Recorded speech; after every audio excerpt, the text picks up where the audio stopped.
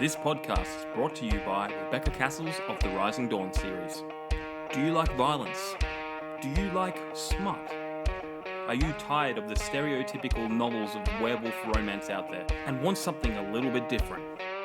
Then pick up Sparked Revolution, Book 1 in the Rising Dawn series by Rebecca Cassells.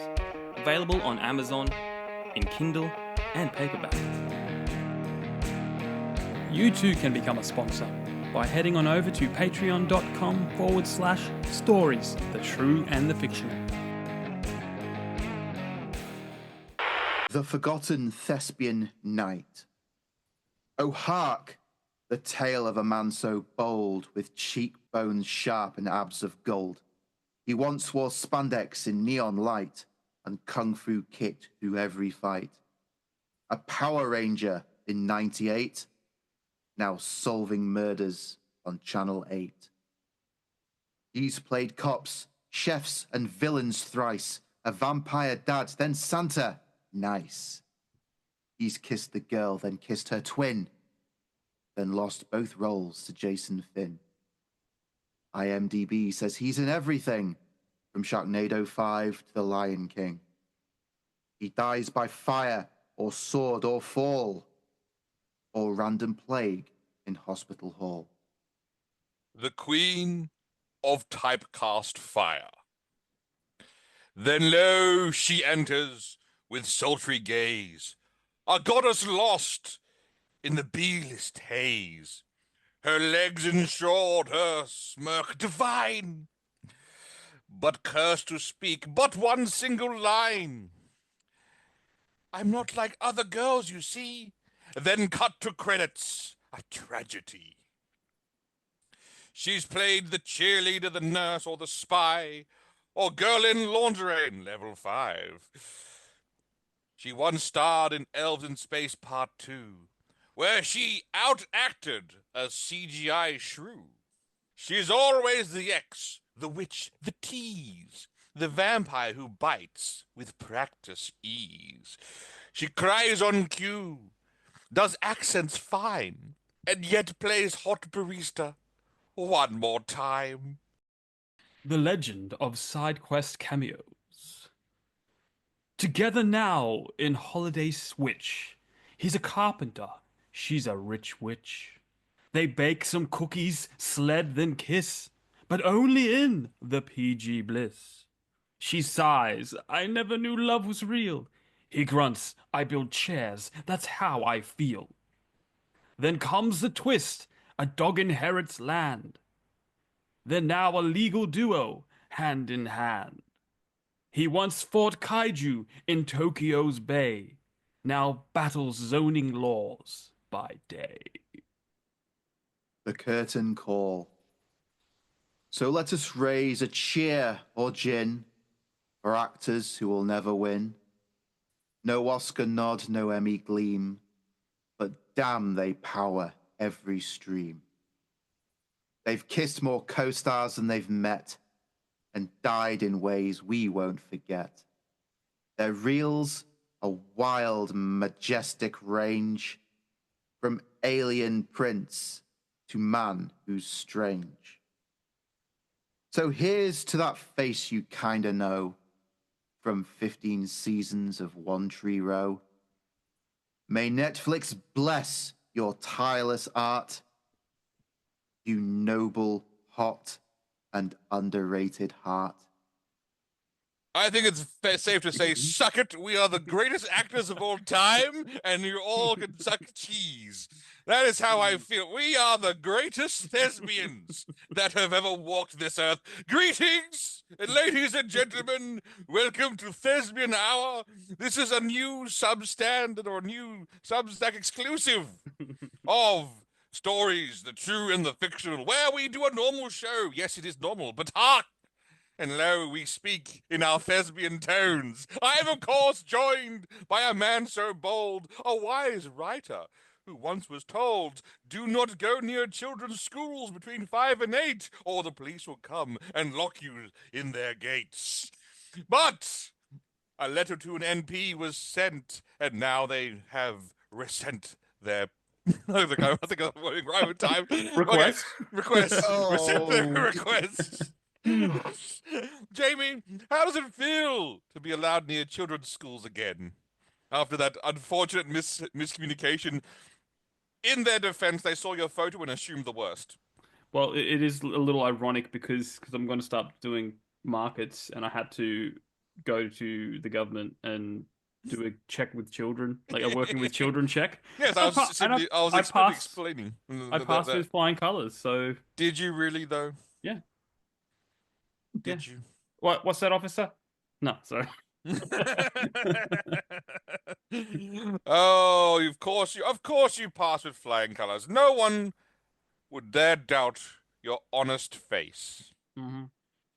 Now, speaking of honest face, I'm of course joined by a man who I think he's stretching the limits of our friendship. He once asked me to buy hundreds of Guy Fawkes masks, maps, capes, knives, and then to send them discreetly hit him one at a time to various English addresses. I had no idea what I was doing, but I did it anyway. So, Neil, you said something about it needed to be done by the 5th of November. I'm pretty sure I can get the order to you in time, in case of what you were planning. Remember the 5th of November when nothing happened. Oh, having said that, I always find it hilarious in the most awesome, awesome's the right word, in the most awesome way possible, where we look at that and go like, yes, that's awesome. Look at that, standing up to a corrupt and evil government. Anyway, let me let me listen to my Fiction. let me listen to my corrupt and evil government and do exactly what they tell me. I can see no different. Nothing's going to go wrong. Nothing's going to go wrong. I'm glad the government do not have access to my drafts folder on X. Or it would be the Tower of London for me for the foreseeable future. Is there still a Tower of London? Is that? There is. It's a tourist trap now. Oh, that's sad. What a great Yes. tower that would. They should still keep people in there. That'd be fun. Well, they have Belmarsh for that now. Oh, yeah, well, speaking of keeping people in, let's hear from our sponsors. Jamie, play the sponsor role. Play the sponsor. Well, one's already played at the start, and that was Yes. Rebecca Cassells. Yes. And the Rising Dawn series, Mhm. and the other autobiography of Chris Park called Innocence Corrupted. Excellent. That's pretty. And Martin Kearns, of course, the Valor of Valhalla series, for you urban fantasy fans. He's writing urban fantasy, correct? Yes. Has he ever considered giving us the Pocahontas of urban fantasy? Oh. A human and an elf. I'll shoot him With I'll shoot an him a approach. message. Now, I want Lip this to be biting everywhere. I want this to be a collab between Rebecca Cassells and Martin Kearns. You've given Rebecca Cassells enough to work with, buddy. Because I want a collab where she's an elf, Yep. he's a human. In this fictional world that we'll obviously craft, that's obviously Well, it can't be fictional because it's urban fantasy. yeah, but human. As we said before, that humans will obviously be the lower class citizens, and this is the romance that we will tell West Side Story style, but not West Side Story with that stupid actress. What's her face? I don't know. I can't So remember. not the new version, Not the new version. The original version. Yeah. And this is the story that will have Martin Kearns write, even though I think it's outside of his wheelhouse somewhat. Well, you don't know that. Have you read his stuff? No, but that's the point. That's not the point. Valhalla Fallen or something sounds very fantasy and awesome. I'm asking him to write a Disney film magical romance, but You like that. You like Yeah, Stephen King, the creepy stuff. Can you do a kids musical for me? exactly. But still have like a demon in the background. But he has to tap. He has to tap. But do you know? Be careful. Remember how it ended. But No. do you know what's important, Jamie, about for Mhm. writers? As you're a writer, obviously, as you know, and I dabble. But writing things outside of your comfort zone actually increases your knowledge and ability, obviously. So the Mm-hmm. more you like, if you stick to what you know, you'll get formulaic. And it's good to branch out into different genres and different things, even if it's just a simple writing exercise to just Mm-hmm. practice on different things. And I think Martin Combs would appreciate a star-crossed lovers story between an elf and a human. Okay. I'll make that for a soundbite for him and get But him to do it. but because it's in modern times, you could have funny like situations where like she dated an orc before. And then the human has to go through the unfortunate size comparisons between him and an orc, and then in his mind, and then play it through like what the hell, like It's leaning into man seeking woman now. I know Um, that's the whole point. you just want man seeking woman season 4, don't you? Of course, I mean who does it? Like that was like, what a great show that was. Have you seen Um, that, Neil? Have you seen it? Man seeking woman on Disney Plus. No, I doesn't seem like it's something in my usual wheelhouse. oh No, you, it's no no no it no, is not what you think. it is exactly in your wheelhouse. Okay, let me tell you like again. Pick an episode, Chris. The pilot episode, No. The or fact that like or the she got Japanese. he was set up with Yeah, that was first episode. with a girl that goes, oh, you know, she's a bit of a bridge troll. You'd think that that was a description. No, she was an actual bridge troll, like an actual like troll that lived under a bridge, and it only gets better from there in terms of the insane. Like one, his girlfriend left him to date Hitler, Like like literally Hitler. actual Hitler, who lived in Argentina, which is also funny. Which has recently come out as probably true. Yes.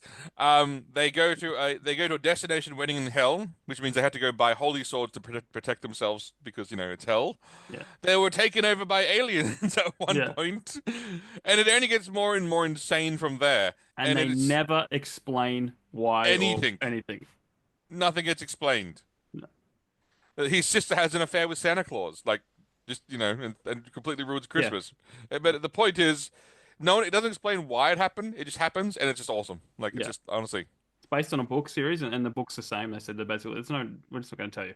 And it's got the guy from How to Train Your How to Dragon. Train Your Dragon, Hiccup. He plays the lead, and it's got that guy from the meme where it's like you know where he shoots something.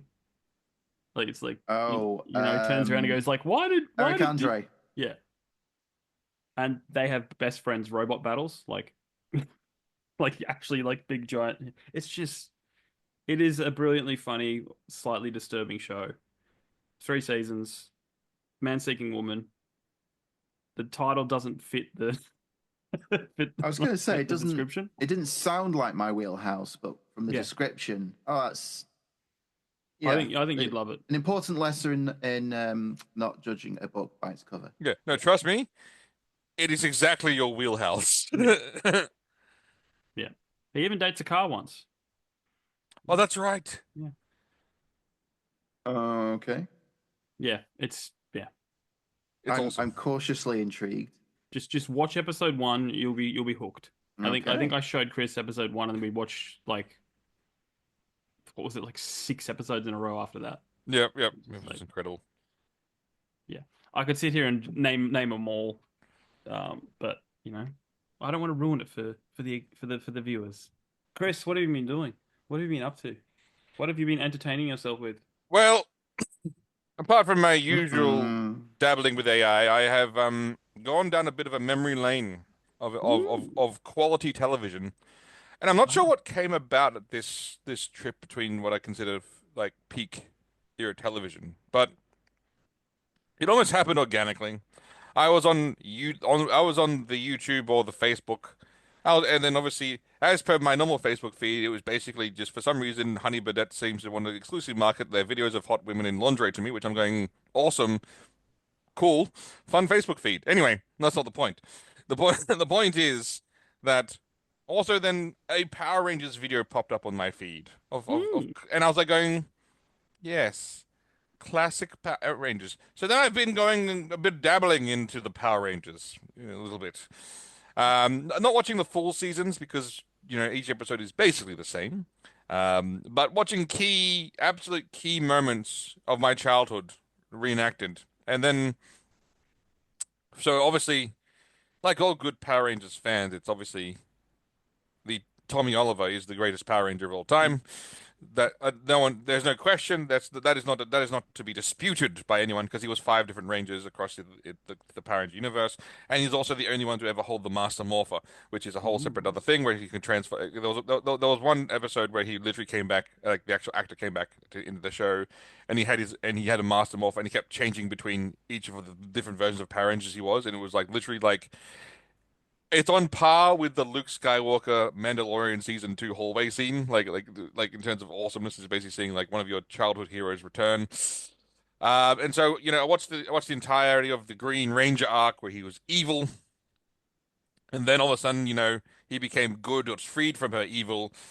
The Power Rangers were captured, and then only one person could save them, and they brought back the Green Ranger, even though his powers are diminishing, and he saved them, and then eventually became the White Ranger. Mm-hmm. It's really funny. As we eventually learned later on, the White Ranger was from a different Power Ranger show altogether. It was from the next season but they just cut footage around and to make sure that that he could actually be the White Ranger in the Jew Ranger Super Sentai series because they were from two completely different shows, but they wanted to keep Tommy in it, so they just basically like started finding footage, cutting around footage to get into it. Anyway. So that's what I've been doing. And honestly, it's been one of the most enjoyable times because, it's classic. It's my childhood. It's classic. And I can't wait for Hasbro to ruin it when they do their show on Disney Plus, where they absolutely will butcher it because one, they're not using any Super Sentai footage because apparently they don't understand. They don't learn. Yeah. Now, what did you feel about the Power Rangers Mystic Force? Mystic Force. Did you ever watch that one? Yes, I did watch Mystic Force. I know that your friend was in it. No, not a friend. Someone I went to school with. But he was in Mystic Force. Yes. Mystic Force was one of the weakest seasons because it was all about magic, which is well, I figured it would be because But it wasn't a very good season. Like there are some really fun seasons of Power Rangers. Obviously Mega Force. It's one of the recent ones. Samurai, which is excellent. My personal favorite, obviously, is Ninja Steel. Not because of like how good the show was. It's because for some reason they decided like, let's make sure every Ranger's an absolute smoke show. Let's make sure, from all 5 of them are the most attractive people you've ever seen in your entire life, and we'll put them on in a single season. And so like you're watching them going like, you are so much more attractive than every single other actor extra in this entire show. It is borderline like painfully obvious when watching it, but that's what makes the show fun. They went like, yes, we won't get normal looking actors for this one. We're just gonna hire an entire crew of smoke shows and be like, yes, this is exactly what we wanted in my Ranger show. Several of those Rangers will make an appearance in our main topic, but I'll save that for the main topic. Also, I got Monster Hunter Wilds. The game? The game. Yeah. Great game. Love it. I'm not sure, Jamie, I know you've never played a Monster Hunter before. I think I've played some of the first one. But this is the time to get into it because it's an open world Monster Hunter. So it's actually it's open world. You can play offline if you want to, but you can play with others as well. Yeah. But it's also they've made the mechanics a little bit more friendly for sort of new people who've never played the game before. So if you don't plan out a hunt, you don't it's fine. If you bring additional equipment, it's better. Yeah. But it's not like, oh, I didn't plan out a hunt. Well, fuck. That's it. And also you can sort of solo take certain creatures down by itself. But previously the game was designed that you couldn't. It was just basically impossible. But very, very awesome game. Attractive female characters because apparently Capcom have come to their senses and be going, okay. Is Capcom Western or is it? Well, no. You see, the thing is, they're a Japanese company, but they have a lot of Western influence. Okay. So the Western San Francisco office of Capcom used to hold a lot of sway. All right. Okay. But from you lost me at San Francisco. Yeah, but playing this game, it's very clear they've gone back to their roots of basically going, yes, this is this is a game about hunting monsters. Look at this female blacksmith in a crop top, who has an awesome animation sequence as she makes your equipment. And that outfit is so functional, Functional. It is the most functional. It is perfect for a blacksmith. Hey, if you're slaving away over a forge, you don't need that much insulation. I have to put it in the chat. Hang on. This is some of that Patreon content we were talking about earlier. Yeah, this is important. Very important. This is super important. While you're doing that, just going back to you mentioned Power Rangers. Did Mhm. you watch the 2015 short of Power Rangers with James Van Der Beek and Katie Sackhoff? I did. Loved it. Like some people didn't What like a it. great idea! No, those people aren't people you need in your life. No, that was awesome. Like that was like it was such a cool like and you know what? As per anyone does in a Power Rangers like show or season, Tommy was the hero at the end because obviously Tommy Oliver is the greatest Power Ranger of all time, so that's why the Green Ranger is always considered the best. Anyway, but that was such a awesome like yeah, that was awesome, and I think that was supposedly also illegal for them to do that because like it crossed some It lines. did very quickly disappear from a lot of the sources I saw it on. Yeah, because it sort of like crossed some lines of saying like that's not that's not a fan production of like a homage. That's a proof of concept. That is literally that's a stream studio making something going, hey guys, let's do this. I posted several pictures of her blacksmithing. Right. I wish Let's bring it to up. now with extra context, I wish to go back and alter my previous statement on slaving away over a forge. You don't need that much insulation. To the second image you posted mid-strike. That's a lot of sparks and a bare midriff and a fair amount of cleavage. Yes. That's gonna hurt. But it's fantasy sparks, man. It's fantasy sparks. They don't hurt.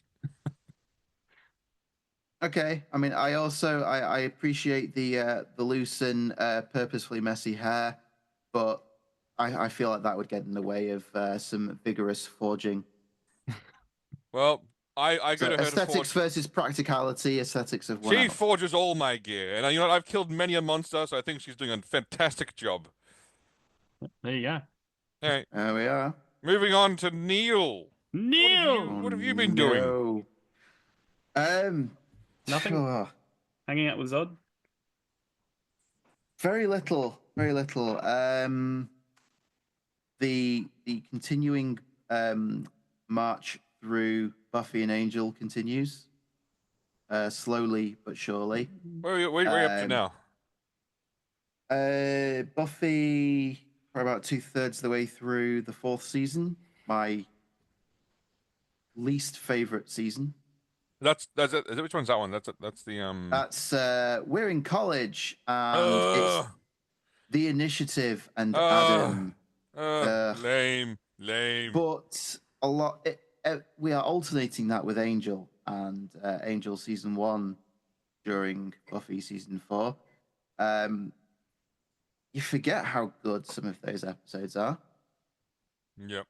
And they are very, very good. What else? Revisited Cabin in the Woods. Oh, is that the M. Night? No, it's Joss Whedon. Joss Whedon. Joss Whedon wrote that one. Oh, right. Yeah. Oh, is that the Dave Bautista? No. This was a different one. This is the very self-aware parody of horror in the same way that Scream was a self-parody of the slasher genre. All right, yeah. And it's the young college kids going for the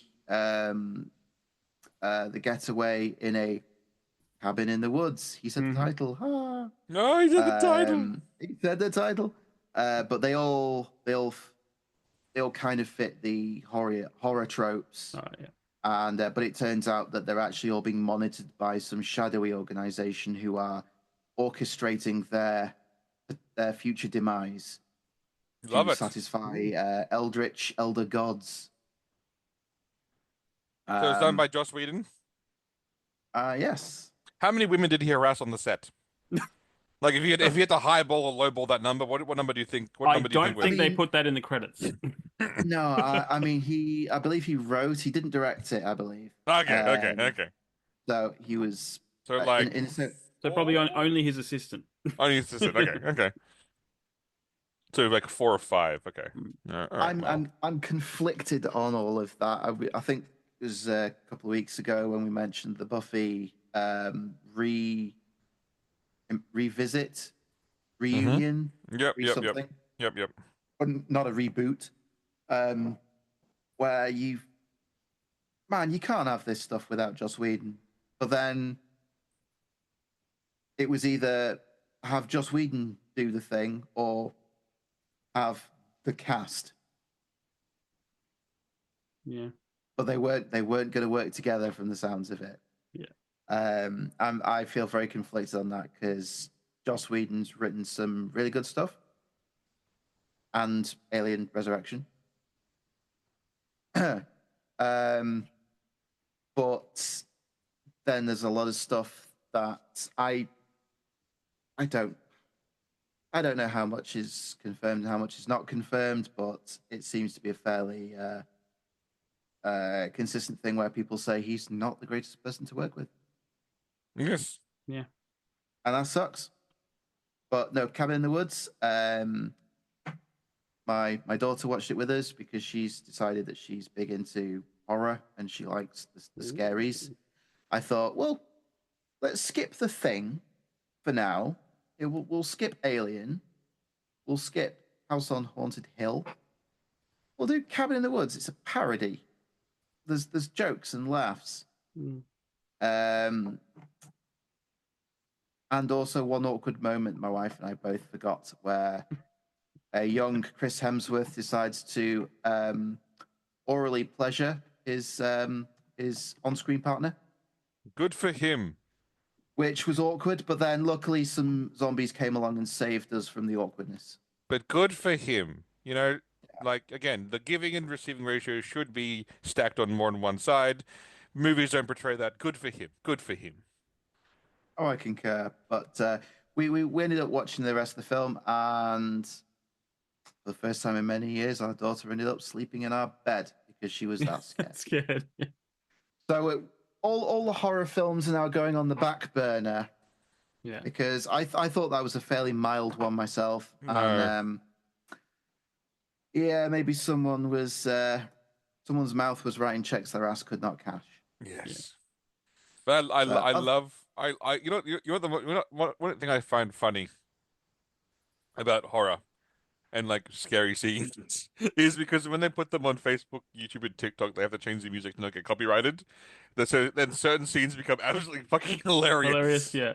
Because I watched a scene where this demon literally was like walking over to the woman's bed and like asking her questions. No, but they put like this like the dun, dun, dun, music behind it, and it went from like in the movie Evil, it went from like a really like terrifying sleep paralysis demon to a really annoying roommate who kept asking her questions. Yeah, which is like it's like you completely changed the scene.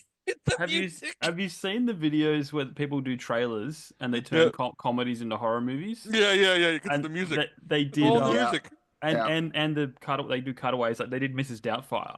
Yeah. And that was so brilliant. It fitted so well. I do think I've seen that one. That's the it's fun. That's the juxtaposition of the music, isn't it? Yeah. And he's just, peeks the curtain aside, and it's the one where he flips someone the bird, but it's like that's so brilliantly done. But it's also like you've seen it before, the Indiana Jones set to MacGyver music, which is like music, John Williams matters. Look, honestly, I'll say it, John Williams, Hans Zimmer, they matter. Yeah. Well, even remember the Avengers fad where they're putting the Avengers on just other things, yeah. And it works on Lord of the Rings. It works everything. Oh, look, don't get me sad about the MCU, Jamie. Don't get me sad. I started rewatching it.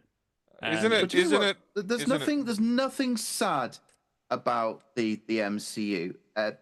Avengers Endgame was a perfectly great ending to the entire thing. Yes, I agree. 100%. That is the end of the MCU. Yeah, no, I always felt like the second Spider-Man, not No Way Home, Far From Home. I felt like that was a good epilogue. Like it felt like an epilogue film. And You're I give him. entitled to your opinion. You can be as wrong as you'd like. Well, I'm sorry that I control I the edit. think that I loved it. that was the second one was beat for beat was basically just the first one again. Yeah, but that's what comic book movies are. I mean, I'm starting watching the MCU Mhm. again, and they do the same thing. It's like, first Iron Man. Who's the bad guy? Another Iron Man. You know, you know, Ant-Man. How Who's far Ant? through Another this Ant-Man. journey are you? Phase. I just watched Winter Soldier. Oh, okay. I You're am still on the good I am ones. skipping over. I didn't do Iron Man 3. Never watched Iron Man 3. I didn't watch Iron 4 2, and I'm about to jump on Guardians. Hmm. So You know what's you know what's really Those funny? those films didn't age that badly No, those considering ones what good. came later. yeah, Those are excellent films. I think again, as we said, there is a great MCU arc of movies. There's a movie in it that doesn't belong, which that yeah, was more of a side movie, so it's not really important if you yeah, skip. Actually, there's two movies there's two yeah. movies that I'm saying I've Well, never watched. I've watched like once in my entire life. There are two movies of the entire yeah, MCU, but there are other ones like Winter Soldier. I'll watch like 1,000 times because yeah. like So good. God, that Oh, fights like that fight those fight scenes. That's when they really took it up a notch. They went like, Yeah, hey, what happens if Cap not only was like previously Cap was like the sort of the 40s brawl. They went, wait. What if Cap watched a bunch of the Raid films yeah, and then and then change his entire fighting style to this yeah, quick in out but you yeah. know what? That makes sense because he would Because have he'd adapt. he would have Yeah, adapted to modern times, yeah. and his lack of and also he's like Cap doesn't kill people. That dude he just kicked into the wall is completely alive. They never said that. They never I said that he know, but doesn't kill. it's implied that he's like not, but like I don't think when it is though. I when he just throw okay in if Winter he's Soldier, he's like threw a grenade at not true like yeah through yeah yeah people. He He killed kills. people I He's a know but soldier in war. It's but I think it's just funny like when he throws his shield and hits the guy in the head. I'm yeah, going that dude has the strength to hold a helicopter. That dude is dead. That dude yeah, yeah. that You dude's know it. head. They just don't talk about it. You I know. know. But but what's really funny and annoying me because I could see how they could fix MCU. It's very easy. When they do their big Avengers movies or when they do, and they want to bring out they want to bring back a true Captain America. I get Hmm. that. But they already set up the perfect Captain America return Yeah, perfectly. They're just too chicken shit to pull it off. yeah, Imagine this, Jamie. Picture this final big battle or medium battle, depending on what you yeah. arc, and all of a sudden you hear a whizzing sound as the villain's about to strike the final blow against the hero. Which don't care which one because the Yeah, the current crop sucks. yeah. And then his weapon's knocked out of his hand and spins back around, and someone catches it. The shield. It's the Mhm. shield. But he's in the darkness. You can't truly see. But he's not wearing the full Captain America uniform. It's almost like a half uniform. Yes. But he's moving exactly like Cap. He's fighting like Cap. But then you realize it's James Rogers, Yeah, Captain his son. America's son. Yeah, I And know. then Like, you bring yeah, that in, and it's awesome. Anyway, it's but yeah. That's what they but should be doing. in the comics he was actually Widow and like he was Widow and Cap's son. But again, Yeah, Peggy Carter and Cap's son still would be working. yeah, If they wanted it to like make sure the timeline sort of line up more, it would be Captain America's grandson. So you would say let's say he had a son and then he had two children. But then you could also have him have two children, or that hmm his son has two children, and then you could actually have like the actual Captain Britain and Captain America. So the yeah. girl that takes more after her grandmother Peggy Carter, he takes more after the father. Then you could bring like these two hmm stout heroes back into the MCU, and instead of trying to rehash and bring back the old guard, you bring them something new that still ties to the legacy and then is acceptable, and doesn't have a TV series that was so overly political at the time that was that kind of killed his entire like vibe. Like because everyone thought, oh, cool, Bucky is a new sorry, Falcon has a new cap. That's awesome. That's gonna be awesome. Let's make a TV series about a political charge that's so and they're like, oh my Yeah, God, you yeah, killed your yeah, own show. yeah. Anyway, I know. beside the point. We should no. Well, I maintain they should just abandon the MCU altogether. You're done now. Do what you did with the MCU, but with X-Men. Yes, Feel but What start off strong and then no. gradually decline into Well, I don't know. 22. What MCU is 22 movies and three were bad. Ultimately, like three were really bad out of those 22. yeah, So that's I'm again. I just know when to finish. Where does 22 take us? Well, the last 22 is Endgame. Right. Okay. There's Okay. 22 I wasn't movies. sure if I was continuing to delude myself that they stopped at that point. No. Well, that was the initial arc, and then went, let's do more without a plan. You know, like they knew where it was headed. Oh, and here's the truth. Did Kevin Feige even have a plan, or was it other people's plan that he just sort of latched onto? It's probably Favreau's plan.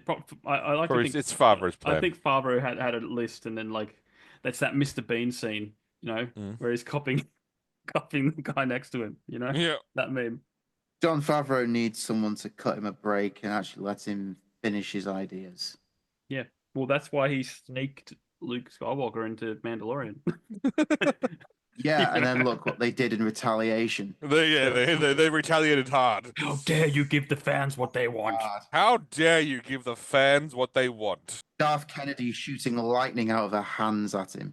I like to think that when Favre got let go or that backlash came from the studio, I reckon he just walked out going, worth it. I like to think he was just like, into the sunset, it. just like yeah, worth it. Yeah. Yeah, what else? Okay, so I've been watching Smallville as well. I'm about halfway through. I got to the sad death of John Kent. That episode was so flipping gut-wrenching. Where he what is it like? Yeah, so Lana dies, and then he goes back. Clark goes back and goes, "No, you must save her," to Jor-El, and then time gets reset, and then Jonathan Kent dies. Yeah, but I think that was Jor-El being a dick. He could like of all the people to pick, it just so happened to no, come on. Yeah. And what else did I watch? I ran a movie. Do you remember an old movie called The Core from like 20 years ago? I remember that. I saw it in the cinema. Good classic old film like Aaron Eckhart. Man, this will lean into a topic later, but I've always loved Aaron Eckhart and that nerdy guy from all the nerdy stuff. Is he from Euro Trip or Road Trip or one of those trips? And he was in an episode of Supernatural or two at the Roadhouse, I think. Roadhouse. Yeah. Oh, look, yeah, no, I loved it. DJ Qualls. Is that his name? The scrawny guy from Road Trip. Yeah. Yeah. Typecast. I know this because I've just looked it up on the other screen. Ooh, no, Google. Someone's cheating. The power of Google. Yes. But no, that's about it. All from me. So, how do you guys feel about underrated actors? You know my opinions on that. I believe we did an entire introduction based upon our feelings on actors who are underrated. Now, for this, yes, I do have a list, but it's not Screen Rant because I don't think I've found one. Screen Rant didn't do a list? I think they probably did, but it was just like, I don't agree with any of these, and I don't want to have a whole list of us going, no, because it's boring, But as a caveat, I think what I'd like to say counts as underrated is let's get the definitions on the table. Never won an Oscar. Definitions might ruin my list I have over here. No, well, we're still open to interpretation and stuff like that. But I like never winning an Oscar. That puts like a lot of people. That puts like what's his name? Robert Downey Jr. in that mix. I know. No. Sorry, Jerry. Yeah. That's not. Okay. No, not winning an Oscar is one of the caveats. Yeah. Okay. Yeah, but obviously you can go like if you're in a massive blockbuster and you have a super successful career, like again Robert Downey Jr. I think that's because this would also put Johnny Depp in the mix as well, and Hugh Jackman.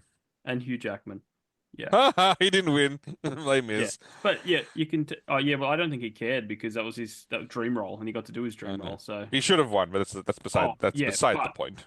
But we've had this argument for a long time because he was up against Abraham Lincoln. It didn't matter who played Abraham Lincoln. I could have played Abraham Lincoln. They were going to win. Yeah, you could have played. Helen Hunt could have played Abraham Lincoln. Kristen Stewart. This is how Megan Fox could have gotten her Oscar. By playing Abraham Lincoln. Abraham Lincoln, because you had that deal with your sister, didn't you? Yeah, I had $50, but I refused to pay. Hey, is she still acting? She's still acting. She is still active. It's not over yet. It doesn't count until the very end of life. Who says she can't become a Glenn Close kind of actress and like Yeah. really take off in her later years?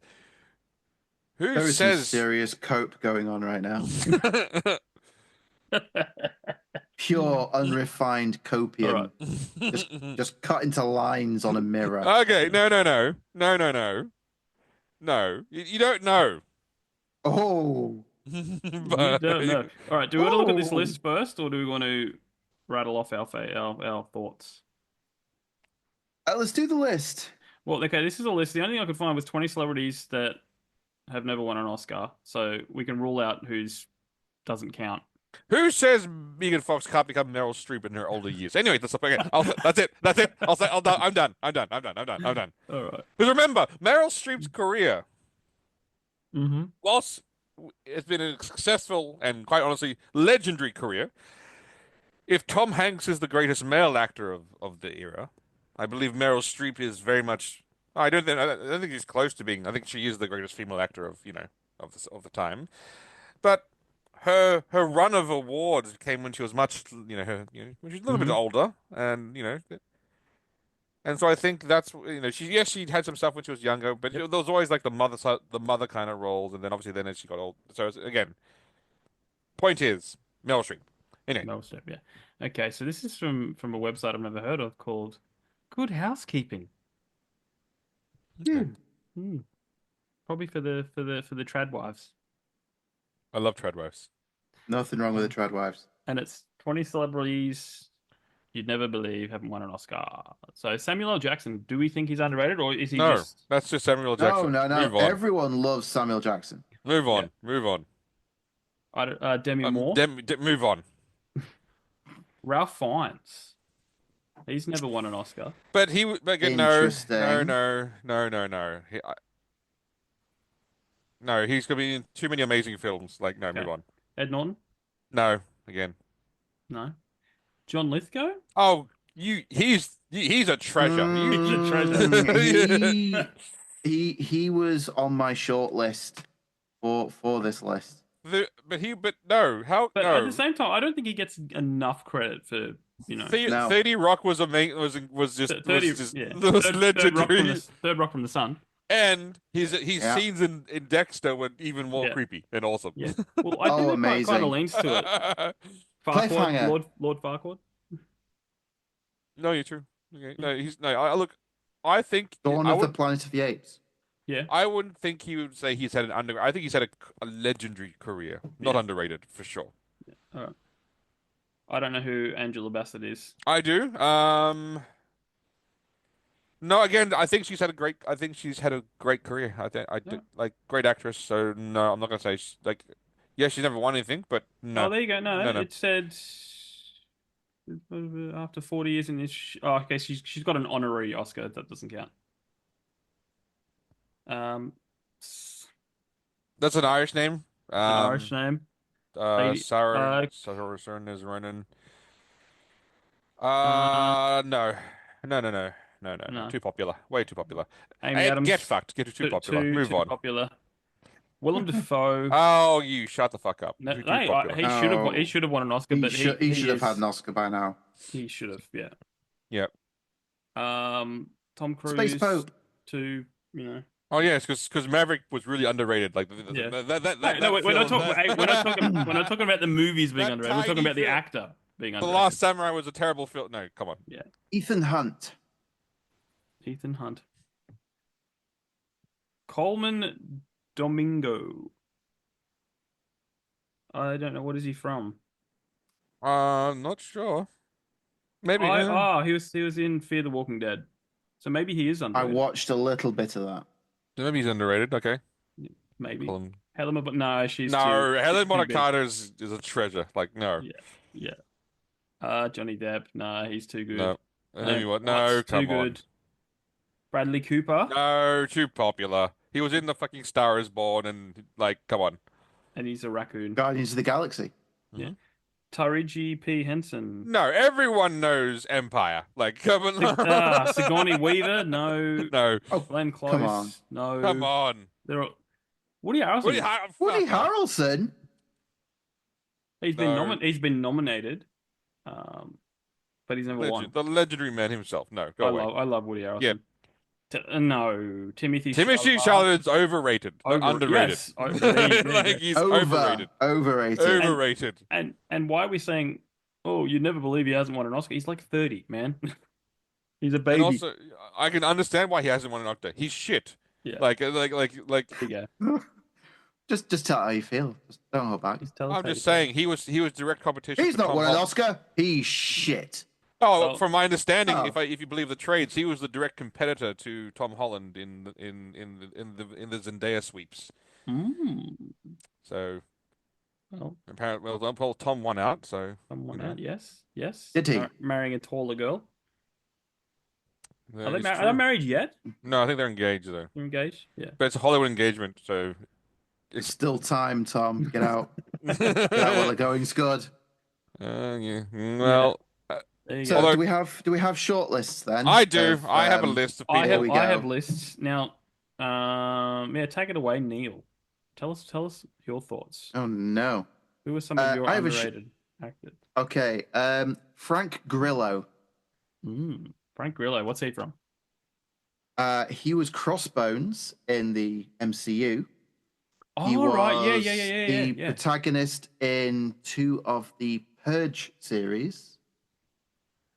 And he was in I think it was a Netflix movie or an Amazon movie, Boss Level, which is like a Groundhog Day type thing where everyone's trying to kill him.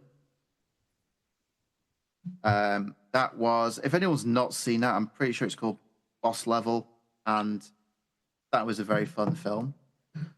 I think that he's the times where he actually gets to show to act and do some emotion. I think he's very good. I just think he gets thrown into fighty roles quite a bit, and he's good at them. But I think there's more range.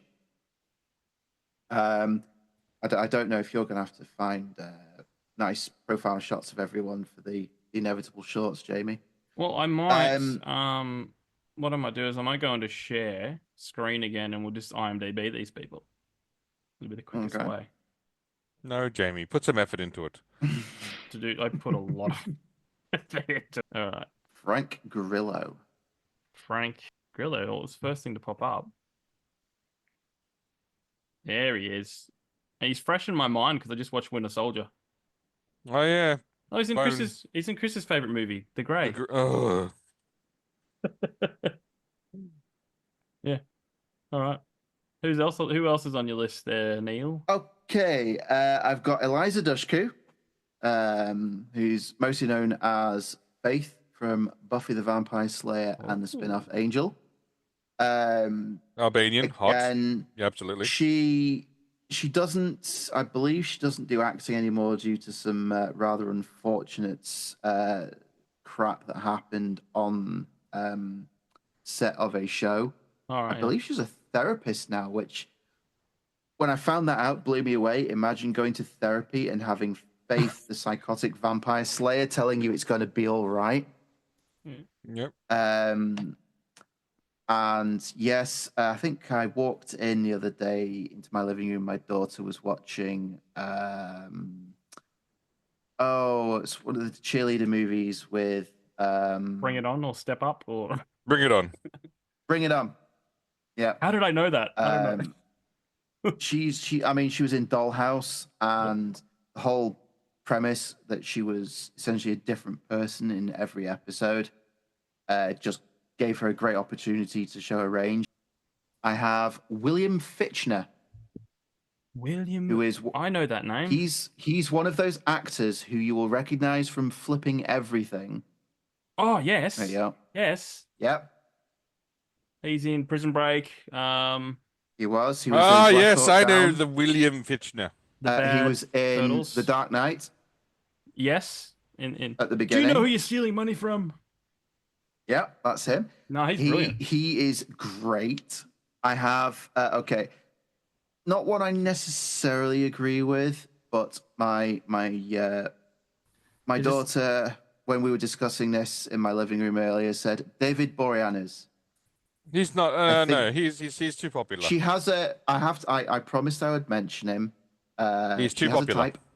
Oh. I mean, there's Angel, and they're not going to bring him back as Angel because decades have passed and he's a vampire. yeah, and he I looks like very old now. I no, I don't necessarily think so. He's not kept in shape, Um, basically, because he's since the SEAL team show ended. I don't think he's kept in shape. Well, relatively kept well, in shape, like yeah. I have a controversial one, Yeah. and I have don't jump down my throat when I say the name, and I will explain myself. Heath Yep. Ledger. No, he's great. Heath Ledger was Underrated? Come on. underrated until his final role. Yeah. I there mean, you go. he was good in stuff, but you didn't get that many people talking about Yeah. A Knight's Tale. A Knight's Tale is the greatest film of all time. What are you talking about? It's a great film. I watched that I again watch it all the time. recently. I watch it all the time. It's literally like It's so much fun. It's peak film. It's peak. Yeah. But I think that given sadly his final performance, he was on the verge of greatness after He that was. performance. Yeah. And we'll never know how that would have gone. I would say this would have been his breakout role. Well, Yeah.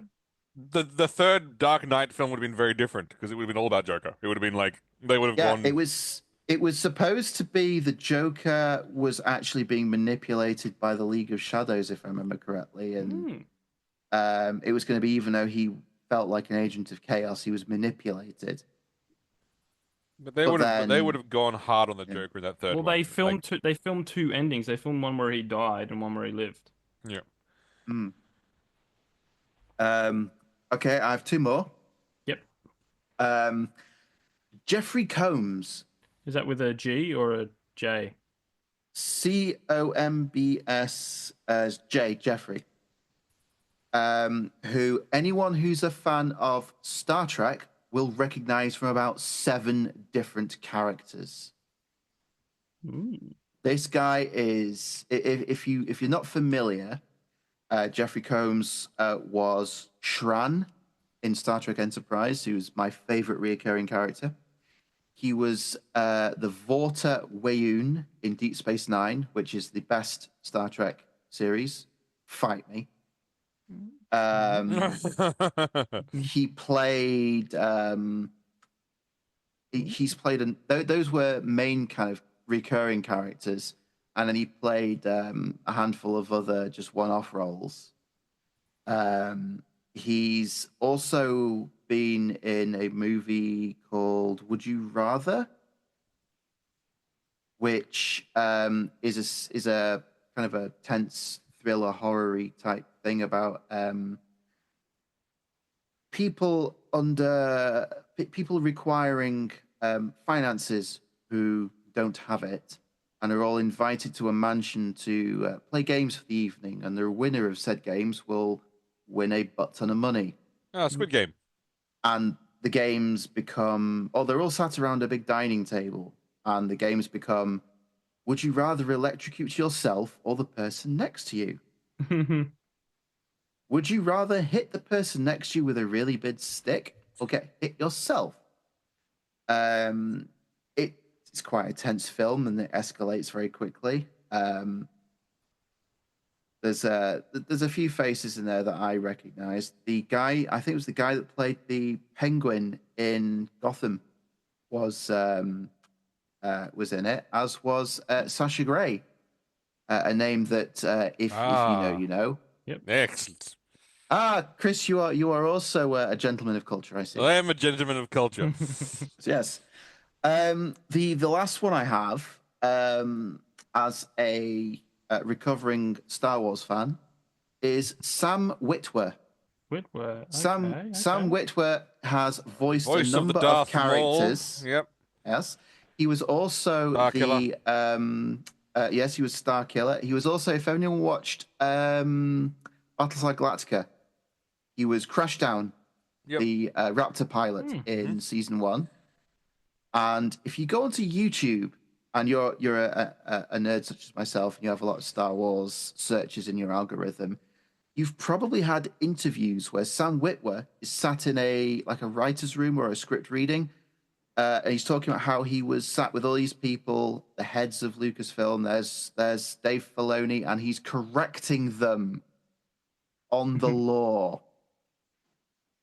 This man knows, and he's done a lot of voice work. Whenever I've seen him physically on screen, he's a really good actor. Yep. And yet, unless you are a diehard Star Wars fan, I'm gonna say you probably don't know who he is. Yep, agree, 100%. But if you're watching this on video, or if this becomes a YouTube short, there's his picture. Go check him out. Sam Witwer. And Nice. that is my list. All right, Chris, who you got? Well, I think I have to pay homage to the greatest man of all time, Jason David Frank, R.I.P. Is that the Power Ranger dude? Oh, yeah, of Indeed. course, yeah. Underrated, except if you're in a very tiny circle of Power Rangers fans who think he's like the greatest man of all time, because he is. It's absolutely, again, like really, like without him, there is no Power Rangers. Like I'll be honest, like he's like he sort of and when you watch the show, because you see how many like different versions of the show he's been in, you actually got to see the actual Tommy Oliver's life story, where he was like, you got to see him as a Power Ranger, then he went away, he went to college, he came back as another Ranger, and then you sort of see him later on in one of the later series where he was a teacher, and he was like then the mentor to the new generation of Rangers, the Black Ranger. It was very awesome to sort of see like the evolution of the Oliver character. As he got married and had a kid, but then still became a power, still doing Power Ranging things. And then, if you're in the comics world, you know of obviously Lord Draken, his alter ego, which is awesome. Which is basically the shattered grid, where he basically there was a version of Tommy that didn't go good, but still got the White Ranger power, and then combined it with his Green Ranger energy, and then took over the entire Power Rangers multiverse, and then created armies of Power Rangers.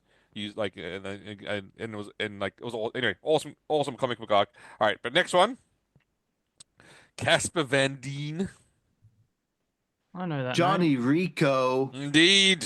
Yeah. Because obviously, again, if you're in the small niche of people that know who he is, then you know who he is. Yeah. God damn it. But if you're not, you have no idea who I'm talking about. Yeah, But of course. well, yeah, Who doesn't? it's crazy how many people from Starship Troopers took off in a big career, and he just didn't he did seem not. to. You know, he was He's the lead. very he follows the Starship Troopers kind of fandom online. He's very active with the fans. Wow, Yep, that's cool. Yep. I love, again, great character. He even came back in every time there's voicing of a Starship Trooper role, it's Johnny. Now next one is one of my favorite, Keith David. Oh no, he's too much of a level. No, he is not underrated. Keith He is a David is a royal. legend. He is Hollywood royalty, and I will fight anyone that begs differ. Exactly. I'm sorry. Like the voice alone on Gargoyles, Mass Effect. He's just got that presence, man. Yep. What's your favorite Keith David role? Goliath and Gargoyles, obviously. Like There was this show called the Cape. Unlisted. No, I was either going to go the Cape or Enlisted or whatever it is. You remember that Enlisted sitcom that lasted like one season? One season. and people hated it because it like dissed the military. But Yeah. My favorite Keith David role was he played the character King in Platoon by Oliver Stone. All right, yeah. I'm going to mention two more. I'm going to mention three more people. Yeah. One of them is going to be controversial. Yeah. Bruce Campbell. Yeah, no, yeah. In the cult fandom, he's pretty royalty. Big. Yeah. Outside of the cult fandom, I think people would recognize him and go, "Oh, hey, that's that guy." Okay. Let's go with some deep cuts now. Okay. Claire Holt. Okay. What's she from? I know the face. Australian. Ooh. Are you feeling all right, Chris? I am. She was in a greatest TV show called H2O Just Add Water, which is obviously on there, Yep, where down there. where she was a mermaid. Oh, okay. I sense this is an awakening, Chris's young awakening. No, it isn't a young awakening, but like This is like after Pocahontas has like brought you into now you're like, oh, your sister's like real people, Chris, real people. It's weird. Now but I'm a man. I'm a man, but she was again in And a lot of she's a small fish. in a lot of smaller roles, but obviously in the Vampire Diaries, Pretty Little Lies, as you can see there. Ah, yeah. I know mostly from the Vampire Diaries, where she plays one of the original vampires, which is awesome. I'm not sure if you've watched any of the show, but if you like, they had that they've brought it in the concept later It's on that been on in the room, and my Yeah. my lovely wife will know all about it. very good show. But one of the most awesome scenes you'll ever see in the show was when they first brought in the concept of the show has the concept that the older the vampire gets, the stronger they are, so that makes sense. And then the older vampires are much stronger than the younger vampires. Younger vampires being more flippant and a bit more like, you know, like emo-y or angry or whatever. Mhm. But they brought in like this guy who's an original because apparently they said like the old vampires descend from one of five different or like five different originals. Yep.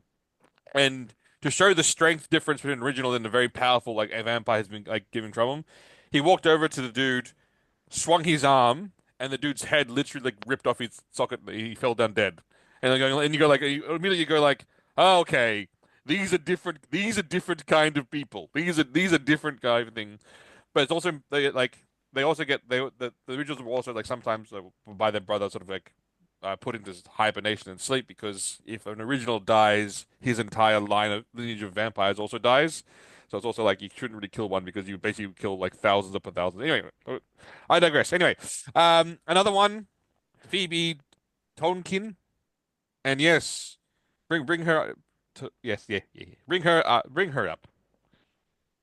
And look at also show she's scroll down. Scroll down. Look at also show she was also in. Scroll down to this one of the Australian shows.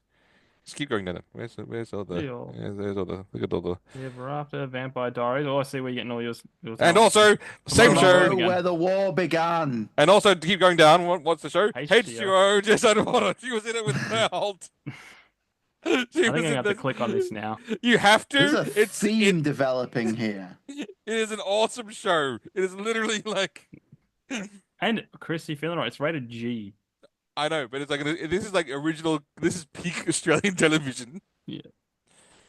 Just add what? Oh man. Actually, scroll down. I wonder, like two. I want to see if the third mermaid became famous. I don't know. I don't think so. I think it was only the two. Oh, Caraba the other one? Heen. Yeah, Caraba Heen. Alright, let's click on Carabaheen. Did she become anything? Designated Survivor. Okay. So this one, Hey, this one The Pacific. This one tiny Australian yeah. TV show launched 3 careers. Okay, interesting. There you go. Anyway. Dude, it always happens. This one tiny Australian show. I mean, look, they're 3 smoke shows, so their careers were almost guaranteed. Yeah. Okay, that's my list. Your sense of theme with mine too. Hollier from Yes. Stargate Atlantis. Mm, Great villain. yep. And all round, Yep. he's been in some bigger stuff. Die Hard. He was one of the Janai, wasn't he? Yes. Yes, he Janai. was. Yeah. They're But totally not Nazis. He's had a pretty amazing career. He actually met Pablo Escobar. He looks like he looks like he could meet Pablo Escobar. Like he was like this is a story I heard because Tim Pool interviewed him once. He did. I was going to mention that. And he's like I think he was filming a Bond movie, License to Kill, I think it was. And Pablo Escobar was a huge fan, and he's just like these gentlemen in a black van rocked up and said, "Come with us." He's like, "What?"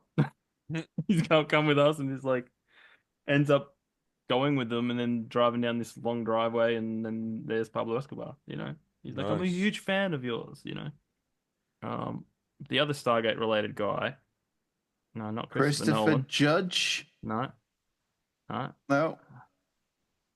Christopher Heyerdahl. Oh. Todd the Wraith. Oh my goodness! How did this escape me? Yep, he's been in everything. Supernatural. He's fantastic. He's in all the sci-fi shows. Yeah, in all the he never has to leave Canada. Hell on Wheels. Yeah, he did a show with Andrew Garfield. Oh, it's like a detective show. He was really good in that. He played a creepy Mormon. I've always loved him in everything he's done.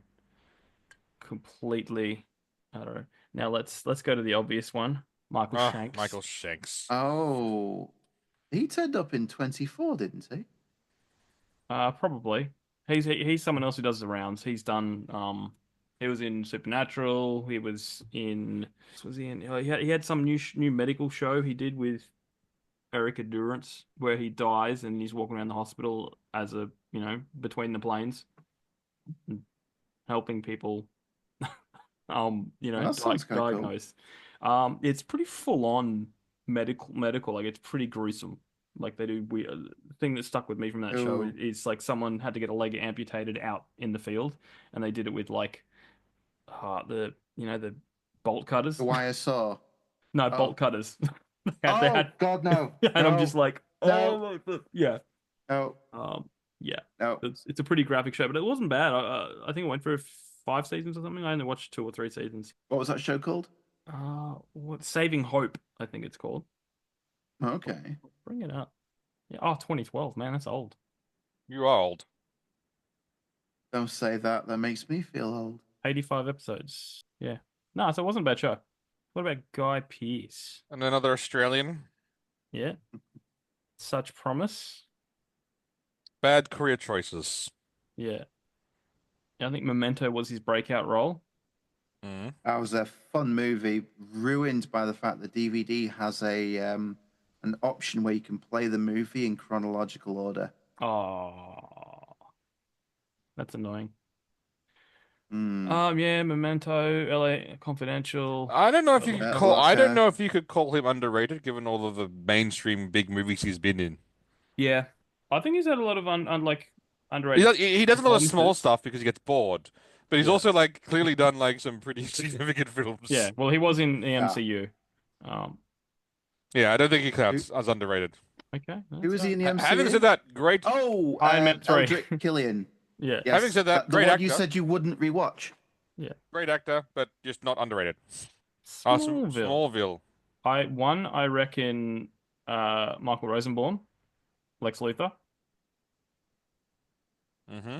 The card. I yeah. don't think I've watched one episode of this ever. Kristen so Kirk, this is obviously, pretty interesting. No, well, underrated. I don't know if she's that strong. She's good at certain things, but I don't think she's got that, like depth when it comes to like You diversity. shut your Hey, no, whole look, mouth. I love her, but like it's I don't think she's got the range. Yeah, but Michael Rosenbaum's brilliant, and I don't go back. And always a favorite is John Glover.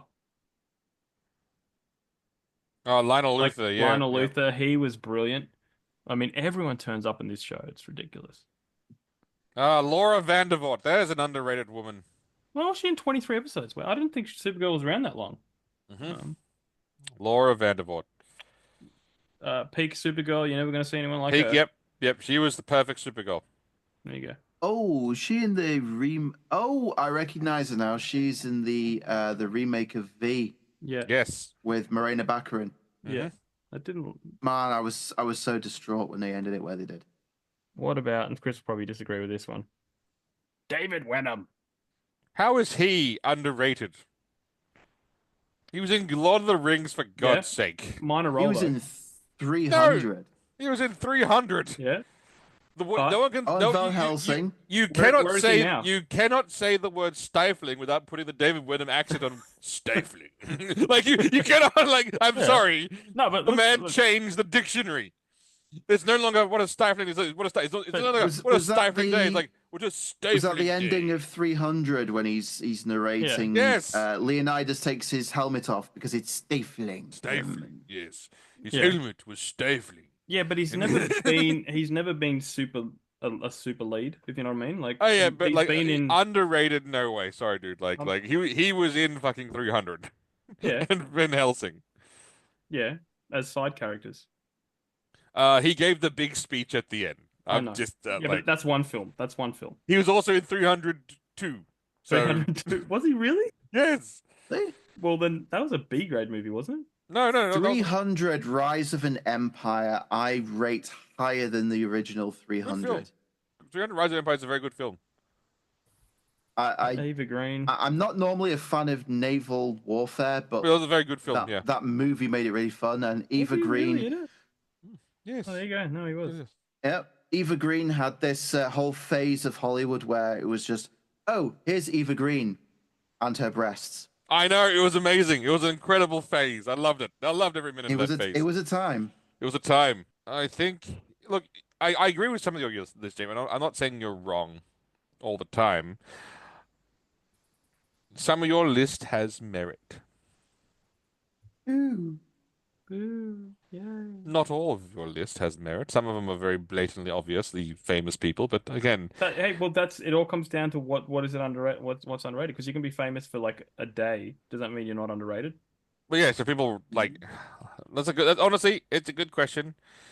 But by that logic, maybe by logic, if I'm gonna discount David Wenham, I can't then very much include Jason. David Frank is underrated because he's basically that man shaped a generation of children. So it's also very Yeah. difficult to say that he's underrated when. Yeah, but I always feel like if you're stuck in TV, you're kind of an underrated actor. No, true. You know? To get I that think- star pool. There was a lot of, especially in the 2000s and 2010s, a lot of Hollywood actors that went into TV shows. Yeah. Well, just for a stable Because income. it gives them a lot more. I mean, cynically, you could say it's a more stable income. I'm trying to be optimistic at the moment. Mhm. I prefer to think of it more as rather than having 90 to 120 minutes of screen time to act a role, I get several seasons where I can show my range. There will be the inevitable episode in a bottle. There'll be the usual musical episode that I can show my range in. Yeah. Or the mirror universe or alternate timeline what if, where I can be the same character but totally different. And more importantly, once it gets over 100 episodes, it gets syndication. You have a check for life, basically coming in the mail every single day. Yeah. Like so, hey, don't knock don't knock. Actually, apparently TV residuals are really struggling because of Netflix. Because Yeah, because Netflix and the BBC. Because I remember being a big fan of a lot of US shows where a season, like the first season, is like 13 episodes, and then every season after that is 21 to 23 episodes long. Yeah. In the UK, a season is like 6 episodes. No, 2 at best, isn't it? Is it like 7 seasons over 17 years with 14 episodes? It's like, what the fuck? Yeah. Yeah. I mean, on the one hand, the Netflix idea of we're not tied to a schedule. You don't have to fit your show into a time slot. Make the episode as long or as short as you feel it needs to be. Yeah. This 2 years ago, I would have said, this is a good thing for television. I've been going back and I've been indulging a lot in my guilty pleasure of reaction YouTubers. Mm. And there's people who I've done a reaction to every single episode of Angel. All right, do you know what? I'm going to listen to your reactions while I'm working. Mm-hmm. And then they'll do let's talk about it after the episode, and they'll give their opinion. And Yep. they say this episode was fun, but it was filler, or this was really good but has no bearing on the season so far. And I just think to myself, these episodes don't exist in a Netflix model. No. Because they're not doing the fun episodes to make up one of the 21 episodes they have signed a contract to make. I'm telling a very specific core story with no sidelines. Mm. And yet they still waste episodes in Netflix. Yes, well, I mean, I'm not saying the writing's all good. I know, but I'm just saying, like, they still waste too many episodes in like, it's like here's 10 seasons on Netflix, here's 10 episodes on Netflix shows. we're gonna waste 3 of them on this dumb plot. It's like, oh, Yeah. fuck off. Yeah. I mean, not at all talking about that particular one episode of Stranger Things where Elle goes off and meets a bunch of other random psychic kids who have crazy powers, and then we never hear from them again.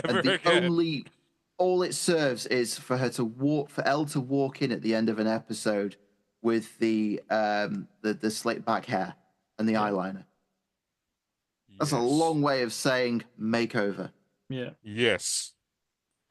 Now seriously, those characters all better come back for the finale because what the hell? The next season that's taking forever. Apparently, they're all movie-length episodes. Like all of them are like an hour and a half long. They all look 30 now. I know. It's just like and Elle like I don't know how Millie Bobby Brown has boobs now. Like that's just like a full-grown woman's. Yeah, she's a woman, and she's gonna. It's that like. I like the only way to do it is a time skip, but like I'm not sure if they can really do that. Like that would make sense if they did a giant time skip. Yeah. And then like bring in some '90s music then. Oh, you want to do the Guardians of the Galaxy thing? Like every movie is a different era of music. Yep. Bring in the '90s. Well, they kind of have to. I miss the '90s. Oh my god, it was the best. Just a random tangent. The Guardians of the Galaxy Volumes 1 and 2 soundtracks felt like Tarantino soundtracks. Yeah. And then there was Volume 3, which was 90s. I think there was some later, even later music than that. I remember listening to the sound. I remember watching the movie and thinking, man, this soundtrack is not nearly up to par. I mean, they had Creep by that band Radiohead. Yep. That's a win in my book. But then there was a lot more modern stuff. I kind of thought. Well, by you mean by modern? You mean 90s? No, I'm sure there was some 2000s. I think there was the early 2000s in there too. Oh, there was too. Yeah. That's right. You're right. Yeah. I mean, in my mind, everything stopped in the early to mid 2000s, and I'm still in my early 20s. Yeah. The 90s was the best era, and early 2000s too. Oh yes, the 90s was fantastic. Yeah. Culturally. Yep. Everything about it was awesome. I saw a thing that said like in some time in the 90s there was 4 movies in the cinema all at once. It was like Shawshank, Forrest Gump. Yeah. Yep. I think they re-released Star Wars, and it's just like it was an era of hope. We got City of Angels. We had the Goo Goo Dolls and their various successful songs. And we had they're 2 songs. They're 2 songs. You know what? This is turned into the Old Man podcast. Welcome to the Old Man podcast as 3 thespians sit around the table and discuss how old we are and how the I identify as a 23-year-old bigot. Oh, well. Okay. Well.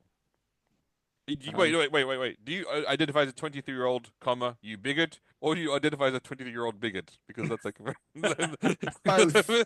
Why not?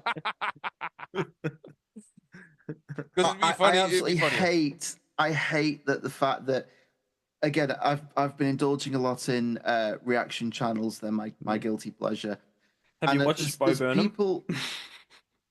No. There's a comedian who reacts to react. Oh no, that's meta. There's people who are reacting to the likes of Terminator 2. And spoiler alert for anyone that hasn't, please tune out if you haven't seen Terminator 2. They're genuinely puzzled as to whether Arnold Schwarzenegger or Robert Patrick is the savior sent back to protect John Connor until that scene after the arcade. Oh yeah, because that was by design. Yes, but if you're old enough to remember the marketing for that film, it was blown way before the film hit screens that Schwarzenegger was the goodie this time around. Yeah.